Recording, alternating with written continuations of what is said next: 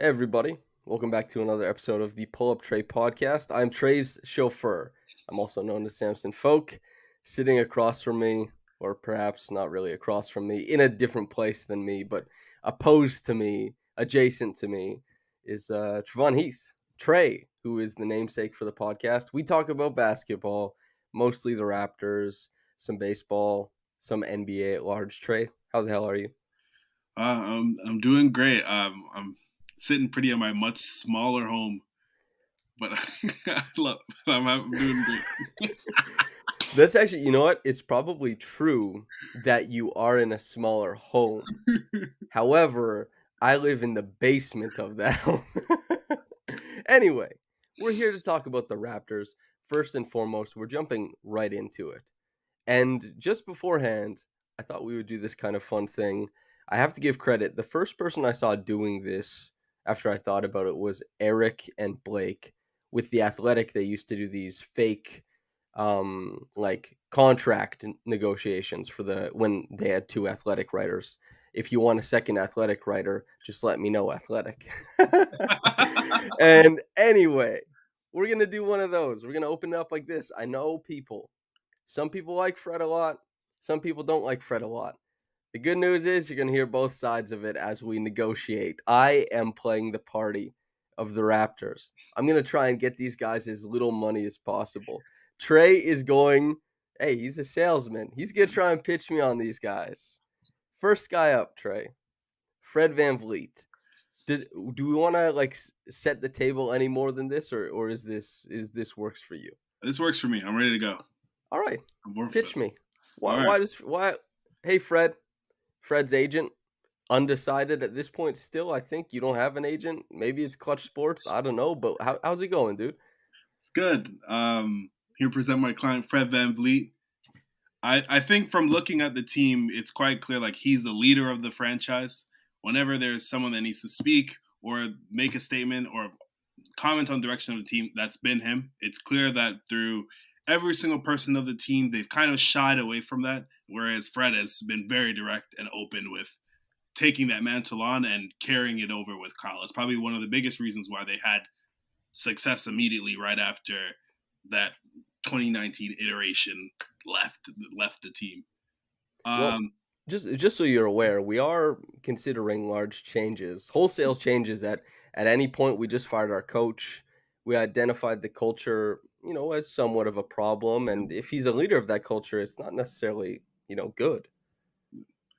You could say that, but if you look at a lot of what they were facing, a Tampa season where no other team has ever really faced that, they rebounded the next year. He made the All-Star team, which no one would have thought initially when he got drafted, and he carried that team for a large chunk of the season when Pascal was hurt, and also when he was trying to figure out his game, integrating back in the team. He was their best player for I want to say 40 to 50 games of that season. Even coming into this year, their struggles up and down, they're basically their season up and down correlated towards his performance. It wasn't Pascal, it wasn't Fred, it wasn't Scotty. As his shot improved with better injuries, with a better coach and less injuries, ideally over the next few seasons, his shot is going to realize back to that 40% level. His elite defense is going to come back because he's not going to be playing 40 plus minutes a night at a 5'11" body. But it's clear the team can't function without him, both as a playmaker and also as just a floor spacer. What are you looking for from us? What is Fred looking for? See, I'm a generous man. Let's say 3 years, $100 million. 33.3.33333. That's a bit rich for us. We're prepared to offer you. We're prepared to offer Fred 4 years, $90 million. That's as high as we'll go. I don't know if that's. You have to consider there's other options. There's the Orlando Magic, a team that's playing really well. They were roughly around 500 once Markelle Fultz came back. What if they put an even better point guard on their team and that fixes their floor spacing issue with Fred? That becomes another person that's vying for a playoff spot, which you guys didn't make last season. And also, there's the open conversation with Phoenix, who was interested in Fred heading into the trade deadline, and they have a very viable way of trading Chris Paul and you guys getting an old point guard who may not play past next season. Well, we have to make sure, before we talk about these trades, we have to make sure we can at least, other teams have to agree to that money too. And Fred, I know you say his defense will come back, but that's unproven at this point. He's aging. Point guards, particularly smaller ones, they tend to go downhill a little bit faster. In addition to that, Fred this year on our side and the media, basically everybody heard about how he didn't want to be playing next to these creator wings, how he thought he should be. So this Orlando Magic ideal, I'm not sure that that is where Fred wants to be. I'm not sure that that fits his play style with Paolo Banchero and Franz Wagner and, sure, Markel Fultz. He brought it back. That helps. But how do Fultz and, Fred play together? I know he likes to play with a point guard. The 4 years, $90 million. Why we're going with this is we feel strongly that Fred, he had his high water mark, the All-Star season. At that point in time, he represented around 17, 18% of the cap. We don't think he'll reach All-Star level again, and we're willing to offer you around 16% of the cap on the first year of this deal, and it will stay static or ascend a little bit. We could go as high as 94, 95. That's as high as we'll go. And it will ascend a little bit with the cap so it can maintain percentages. But we're not really comfortable with Fred at 32, 31, representing more than 15% of the cap sheet. So, and the reason why we do this is that Fred acknowledged on the JJ Redick podcast, Fred has acknowledged elsewhere that his shooting performance was somewhat related to his health. There's no indication that his shooting, while it did improve, is as good as it once was. There is no indication that, aside from Jakob Poeltl, his pick and roll offense was as good as it was to finish the season. And his defense, this was the first year that the team was ever worse with him defensively. All of these things paired with, nagging injuries, all this kind of stuff, it makes us feel like we don't want to invest a massive amount of the cap in Fred VanVleet. 4 years, $93 million. 4 years, $93 million. And here, on top of that, if not only does that make it more affordable for us and also get Fred paid, it's a lot of money. Hey, it's a lot of money. Nobody's scoffing at, hey, I don't even make 21, 22 million a year, Nobody's scoffing at that. But if he is making not an exorbitant amount of the cap, this is a guy who has won at the high school level. He's won at the collegiate level. He's won at the NBA level. This will make it easier, and we can guarantee good faith on our side that we will facilitate, if the time comes, a trade on an affordable contract to a group of contenders. We will try and make it work down the road, that he can be a finishing piece. But he can't be a finishing piece if he's making so much money. What does Fred want to do? Does he want to try and win in Toronto, where we need to save a little bit of money right now, or try and win elsewhere once we decide what we want to do? That's where we're at. Yeah, that makes a lot of sense. I think, one, you guys can't really afford not to pay him, considering you don't have a first-round pick next year. You went all in on the core. And as you've seen, even with his on-off numbers this season, the lineups that the Raptors have are untenable with Fred on the court. Your sort of options are, am I going to go with a Chris Paul? Am I going to maybe trade with the Lakers, who are at Klutz Sports? We love the Lakers. There's a D'Angelo Russell trade out, which gets you maybe 60, 70% of the player that Fred is. I think because Fred loves the city, loves being a franchise leader here, we can do 4 years, 110. It's a bit rich for me, I'm afraid to say. We'll go to 4 years, 100. That's the final offer. We can't go higher than 4 years, 100. 4 years, 100. it seems like that's a contract that ends up getting him traded. So if he's gonna give up that sort of he's gonna be more vulnerable. I don't think he can commit to that many years. We can probably do 2 years, 60. 2 years, 54. You know what? I could take that. I could take that. 2 years, 54. Yeah, I could take that. Shake on it. All right. Now, everybody's gonna be mad at me, and Fred, if his agents, if his team is watching this, they're gonna be mad at you. That was fun. That seemed like a fun exercise. I don't know if I want to repeat the exercise for Jakob and Gary. I think we kind of did the exercise. That's where it is. I think now let me say this. I'll justify it more. The cap is going from 123 million to 134 million projected. It's going to, I think, raise by at least 10 million, if not 15 million the year after that.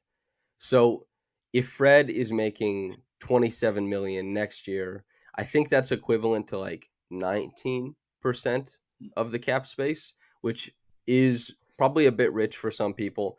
But again, the Raptors have to be able to keep this asset. They have to be able to keep Fred. They don't want to let him walk for nothing. And there will be other teams interested, like guaranteed. Whether or not they want to pay, what they want to pay him, all this kind of stuff, they will be interested. They also have his bird rights. That's important. On top of that, I think that 27 million the year after that will be pretty affordable. And I think that will put the Raptors in a really great position a summer from now to trade Fred if they want to at the draft. And I think he'll have a year where the Raptors presumably are bringing everybody back, can put them, I guess, in a position where if they're trying to win because they don't have their first round pick, that's what it might look like. And 27 million, as crazy as it sounds, RJ Barrett, 30, Jordan Poole, 30, Hero, 30. I know people have thoughts about those guys, what they might grow into, but again, this is a short-term contract for Fred. Yeah. We'll see how it goes. Again, this isn't something Trey and I prepared for extensively, so that's kind of how it should go. Do you have any opinion on how you did on your side of things? I think I got him, considering his play over the last like 18 months. I think I got him a good deal.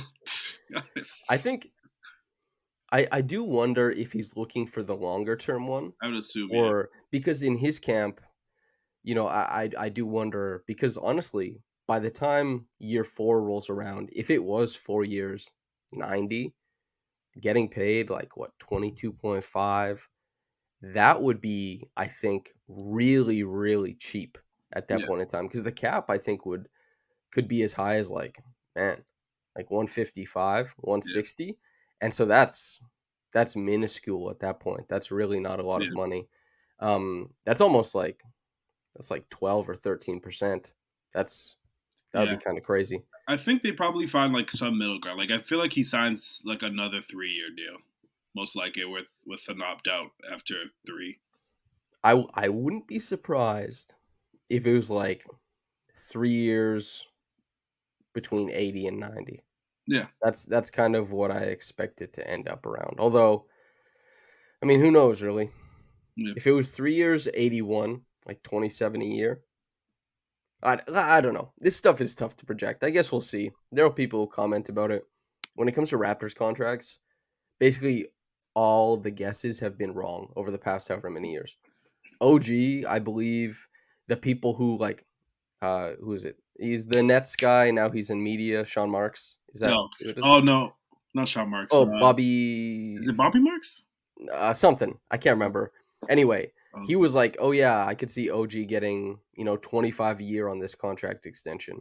And John Hollinger was like, it could go as high as 25 a year on this contract extension. And I think when Blake and Eric did their faux contract negotiation, I think it ended up at higher than what OG ended up accepting. And OG ended up accepting close to like 17, 18 a year over 4 years. That was crazy. Yep. Fred, also a guy who I think at that point in time, when he signed his contract, what ended up being 4 years, 85, was he was rumored to go as high as 110, and people were expecting between 90 and 100, and then it was lower still. So it's really tough to kind of gauge this stuff. The Raptors also overpaid probably for Gary. Like that contract is very friendly to Gary in some sense and Mm. not that great for the Raptors in another sense, right? And as far as Kem Birch, like 3 years, 18 million, it's the lower end, so it's not as severe, but that's quite a bit of money for Kem Birch. Like he's what happens on his last year of his contract, who knows, in San Antonio. Anyway, let's move on to Jakob Poeltl. Just Trey the person. You're not anybody's agent, no worries. Um, what do you want for what do you want for Jakob? Like, But I feel like what? Jakob is going to be signed at 12:01 on July 1st, but I think like something of the range of like 3 years, $60 million is like very fair. He's like he's probably like the second or third most important player on the team, and they're basing a lot of their expected jump next season is that they have him for a full year and it fixes majority of their problems. So they can't let him go, and it's an easy decision to sign him. Centers also aren't super expensive typically, so I don't think that it's really going to be much of a negotiation. And that's the thing too. You wonder, like, a team like Orlando with cap space probably isn't looking at Jakob. Yeah. Like the Hornets probably not looking at Jakob. It's just you wonder what team would be able to come out and snatch him away. What I wonder is if because he only made like between 9 and 10 million, maybe like 9.8 this last season. Yeah. That's nothing. That's crazy for how good he was. That's crazy production, and I wonder how big a jump he's looking to get. Because a guy like Steven Adams, guys like JV, Robert Williams, you go to the high end of that tier, like the either all-star in a good year or sub all-star, just like Jared Allen grouping. That's only 20 million. Yeah. Like Jared Allen's going to make 20 million next year. So I wonder if this is Jakob's big payday and it's maybe like 360, 480, Yeah. something like that. And as a person who covers the team, wants the team to have a healthy roster, a healthy checkbook that allows them to maneuver into the future, all that kind of stuff. Not that I care that much, just it's about the utility of it, not about them actually spending the money. All that kind of stuff. I think that's a fine contract. Especially since you trade a first round pick for him, you better retain him. And if you don't retain him, you better make sure that you get a decent sign and trade. But it would be I he's having conversations with the team, no doubt about it. What he said in exit interviews wasn't like a major cosign of the organization, like, oh, I can't wait to get back here, anything like that. So that's kind of we'll see about that. But they're gonna have lots of conversations. It could be a 1201, but I also it could be 1201 regardless because you can play the field beforehand, Yeah. obviously. But I think Jakob is going to hear more than the Raptors out this offseason. And if it hasn't already started, I think it probably will soon, just as a thing. But yeah, around the 3 years, 60 is Yeah. kind of a decent ballpark. Yeah. That's super easy. I think Messiah in the press conference said he's a top 10 center. Yep. He's roughly around there, and he's ignited the team through the trade deadline all the way to the end of the season, where everyone was super confident they were going to pull out and grab the 8th seed. And they didn't. Yeah, they did not. And you know what? That wasn't his fault either. No. Yeah. But I do think that he played like a top 10 center. Over the course of the season, maybe he gets booted out, but certainly his stretch with the Raptors, you won't find 10 centers better than him over that stretch. I think that's decent. Gary, the guy who I think at the end of the season, post All-Star break, Fred made himself some money. Jakob made himself some money. Gary lost himself some money. Reported, wanted around. He wanted to be considered in the ballpark of the Pools, the Heroes, the Barretts. Yeah. That's his group of guys that he would be compared to, right? They got the extension a year earlier, but this is a guy who he can take 18 million if he takes a player option. I doubt he takes that, especially with on the Raptors. You can see his role shrinking. He Yep. saw it happen. I think he was looking for around midseason when they were reporting this and when teams were kind of talking about it, 25 million if they were going to be trading for him. They want to retain him afterwards. It sounded like 25 a year was what he was looking for. Maybe that ends up going, if he had a really good finish, as high as like 4 years, 110. Maybe it comes back down to like maybe 4 years, 85 now, 4 years, 90. Where do you expect it might end up? The Gary situation is probably the toughest decision that they're going to have to make, just considering if you re-sign Gary along with the other ones, you're locking yourself into this team, or at least for the year, and you're saying that we're okay with paying the cap to find out if they could make the playoffs, which is a very, very tough thing to do. For me, the biggest thing that you want to retain is that salary slot, is because that 18 to like early 20s range is like a very easy tradable contract to eventually get to the star that you want. And the big reason why even last summer everyone was pushing for that star trade is because they had the combination of an OG and a Gary who line up for that 40 million plus slot. They're both young, attractive pieces to be traded. I don't think there's a real avenue for him to start, but On most good teams. yeah. Yeah. And it's clear, like from the trade deadline, they tried to trade him, and there was no real takers. So I'd play more hardball with him. I would offer him 4 years, 75, and if he doesn't take it, then he doesn't take it. That's basically not even a raise for him, right? Yeah. And also on top of that, he'll probably be coveted, not only because like he's a guaranteed, at least in the eyes of the NBA right now, positive player.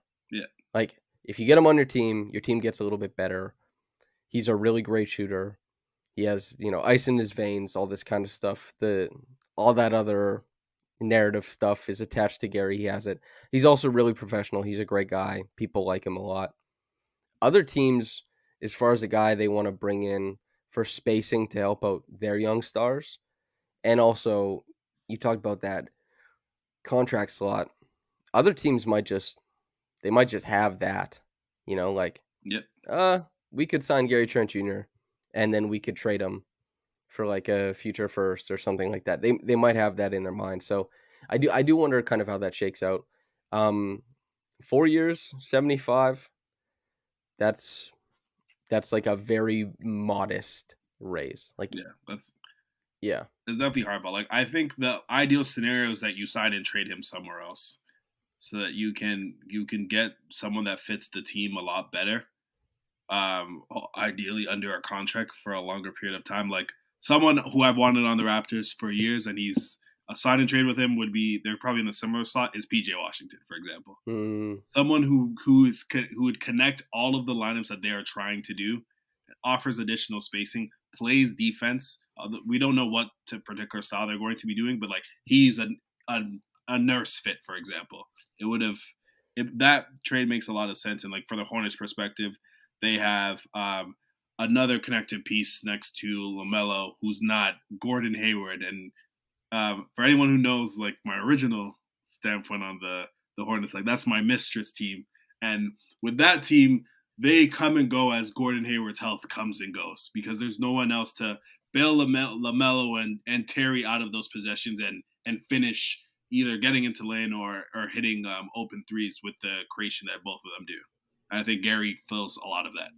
So I think PJ is a past trade. Yeah. Just with the way the front court, like Precious, Jakob, Pascal, Scotty, OG, I'm just trying to figure out, especially since you and we talked about on one of the other episodes, is like, wouldn't we like to get a guard in there, Yep. And sending out a guard for another 3-4 guy in PJ. I do like PJ. I understand why you like PJ. But as far as like his road to minutes, all that kind of stuff, I'm not sure. What I would be really interested in is if Gary, like, if he could nab a late first and the Raptors, and he probably can't, honestly. But if he could nab a late first, like the latest first, and the Raptors could couple that with their existing pick to jump like 1 or 2 spots, I just think like Maybe that's something to do, or maybe you pick at 11 or 10, from like 10 to 13, probably somewhere in Yeah. there, and then you grab somebody at the end of the draft. It's tough to say really, but I do wonder what that looks like. Yeah, it's tough. Like I don't see how you can justify them going into the tax considering everything that happened. It's the only justification is that the Raptors are super rich. Yeah. Like they're ungodly amount of money. That's true. That's not my It's an money at all. extremely rich organization, and you know, it just depends if you're like looking at like, okay, this is the mid-level exception versus the taxpayer mid-level exception, the biannual exception, like all this kind of stuff. Does it matter to you in the future? Is the Raptors being in the tax because is it going to affect their ability to make trades in the future? Because Masai Ujiri came out at his exit interview and was like, trades are the new free agency, pre-agency, as it were, and all that kind of stuff. It depends. There would be some restrictions. I'm sure there's some permutation of a trade they want to make in the future that they have their eyes on, that they're like, if we're over the tax, we can't actually do that trade. Yeah. We have to rely on a third team to kind of like help us through it. And if we're under the tax, then we can do that trade. And maybe Gary coming back to the team, seeing as his impact is a lot less than Fred's, a lot less than Jakob's, and the team clearly hasn't prioritized him, you wonder if anybody was going to walk, it'd probably be Gary. Yeah. I wonder if that happens, though. Fans would be upset. Yep. And I think, like, rightly so. You just don't want to let guys walk because they've been letting guys walk. And you don't want to let guys walk, you know? It's tough. Yeah. The other thing I want to talk about, I was inspired, Trey. Absolutely inspired. There was a thread on Twitter of some guy took a picture of the Staples Center dressed in its Clippers garb after everybody had cleared out. The modus operandi, I'm a media member. You don't know who I am, but I was there. I'm going to tell you everything that went down with the Clippers this year. Quite frankly, I think it's it's not real. I think there's probably kernels of truth in there. Yeah. But I think that those are, you can derive truth from context and then guess it. You can deduce, right? Because I can't comment, Trey. I can simply only be a party to it because I'm actually a media member. I want you, and I know you saw the thread, I want your fan fiction of the Raptors season. What went wrong? What do you think happened? And by the way, since I'm sitting here, Raptors PR, I am not co-signing any of this, okay? This is fan fiction. Okay. If I make a face or raise an eyebrow, that is not, okay, I'm not co-signing it. Trey, your fan fiction of the Raptors season. Okay, gotcha. I feel like in the beginning of the season, Masai tells Nick Nurse, we need to make the second round of the playoffs, no matter what. He goes into the season and essentially plays Fred and Pascal into the ground, trying to get into that a top 4 seed to ideally, get a better positioning into making the playoffs. That doesn't work. Masai wants to pivot, and in comes, here's a meeting, let's talk about Delano Banton and Malachi playing more. He looks at the agenda, he says, what the f*** is this? I've seen these guys in practice. They're not very good. He sees them, they're not very good. That's like early tension. And then Wait, also, what time of the year is this? Let's say, is this before or after Delano's 27-point game against Detroit? I'm going to say after. It makes more sense if it's after, because he doesn't play after. Okay, that happens as well. And then also inner tension as well with, and this actually I feel like is somewhat true, with them trying to hand Scotty these primary possessions and Fred having to play off of him. There's tension in between that as well, because Fred has an all-star season. They're giving the ball to Scotty, and he's struggling mightily. this leads to some tension. Scotty also isn't playing defense a lot, and Fred is usually the most vocal on the team about playing defense, sticking to the scheme, sticking to our identity, so on and so forth. I think January comes on. There's that. What is a 6-game losing streak? I think it's early January. December. December. Okay. Oh, wait. The back end of January. Sorry. Okay, I was right. Okay, cool. Yeah. Okay, so that happens. I think everyone under the impression is hoping for trades. Masai goes into the deadline saying like we're gonna blow this up for the, at least in terms of the core perspective. He calls up Mr. Ballmer. They say, we just want to do right by Fred. Terrence Mann, 2028 pick, he's yours. The Bomber calls up Lawrence Frank. He looks at his basketball reference and sees that he's shooting the same percentage as Julius Randle. Phone clicks. Then he calls Pat Riley, and Pat Riley's asleep, so they can't do the Kyle Lowry trade. That's true, by the way. That's crazy. Yeah, no. That Pat Riley had his sundown nap in the afternoon and missed out on a trade. Although Miami's about to go to the second round, it seems. Oh, anyway, keep going. Okay. And I'm assuming there's a GM group chat. It just sure. Has to be. They're more efficient that way. But he says Gary Trent Jr. is available. Nobody answers. Nobody answers. So he realizes going in like, oh, there's nothing much we can do with this team. Let's call up San Antonio. Let's get Jakob. And that's how the first round pick was spent. The team is mad that they're still together. They try to rebound. It somewhat works, but then they don't make the playoffs, and we are here today. So we'll go back to the fanfic again. Nick is gone. Yes. I will say, again, this is media Samson, that I think Nick contributed to the degrading of the culture, Yeah, it seemed like they to it. I think that he was part of that. I don't think he helped that. And I think that they stand a better chance at kind of recouing the value and the good vibes with the new coach. That's how I feel about that. Back to the fanfic. How do you get this team, if they want to re-sign guys, back into what needs to happen? What conversations do you want to have happen? You said Fred and Scotty, there's tension. Pascal, he's kind of checked out. He hasn't said winning fixes everything in 6 months. It's been a long time. What are you doing? Okay. The first thing I do is go to Vanderbilt, call Jerry Stackhouse, give him whatever that he wants. I watch a lot of college ball. Vanderbilt's they're not really a powerhouse. He helped them win the SEC by essentially using a pro-style offense, opening up the floor and utilizing their shooters, and they braided everybody and won unexpectedly.